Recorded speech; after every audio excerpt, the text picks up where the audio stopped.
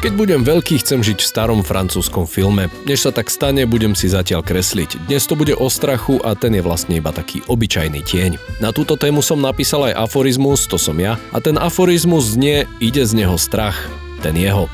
Pretože ako to už býva, človek najviac rozdáva to, čoho je plný.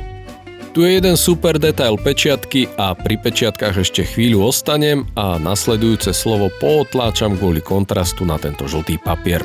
Tým slovom je lenivosť, ktorá je vlastne iba dokonale maskovaný strach.